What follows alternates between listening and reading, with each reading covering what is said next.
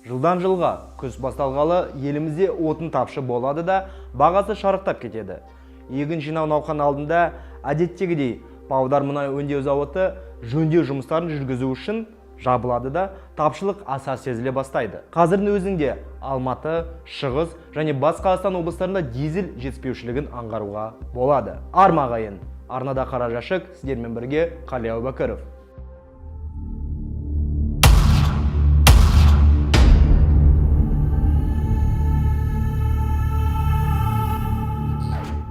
Елімізде баршаға мәлім 3 мұнай өңдеу зауыты бар. Атырау, Шымкент және Павлодар. Олардың мұнай өңдеу қуаты Қазақстанды қажетті отынмен қамтамасыз етуге толық қауқары жетеді. Сәйкесінше, елімізде дизель не басқа отын түрінің жетіспеушілік сияқты мәселе туындамауы керек. Бірақ, әрбір жылы тура көктем мен күз мезгілдерінде ауыл шаруашылықта аса пайдаланатын дизель тапшы бола қала береді.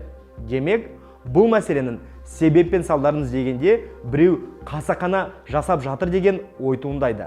Ал сіздер қалай ойлайсыздар?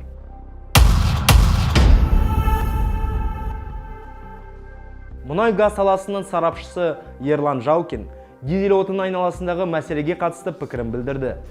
Мәселе зауытынан жанармай жеткізу динамикасына және жекелеген облыстар мен республикалық маңызы бар қалалардағы отын қорына байланысты.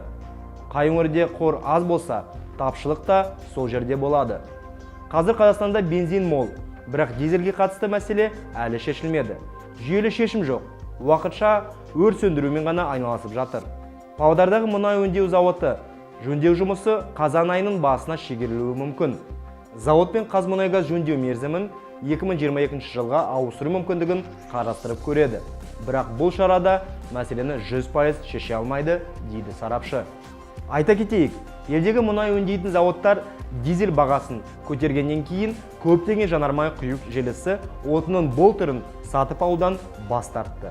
Монополияға қарсы агенттік олардың пистолеттегі дизель отын бағасын көтеруіне рұқсат бермей отыр. Ал пайдасы жоқ сауданы ешкім жасағысы келмейді.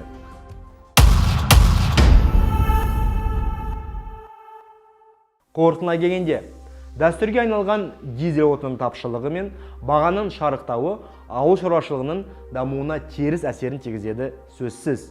Бұл мәселе түбегейлі тез арада шешілген жөн. Шаруалар дер кезінде қажетті отынмен қамтамасыз етулері керек. Осы салаға жауапты білдей бір энергетика мен ауыл шаруашылық министрліктері шеше алмаса, ендеше жұмыстары көк тиын. Арнаға жазылып, лайк басып, пікір білдіруді ұмытпаңыздар.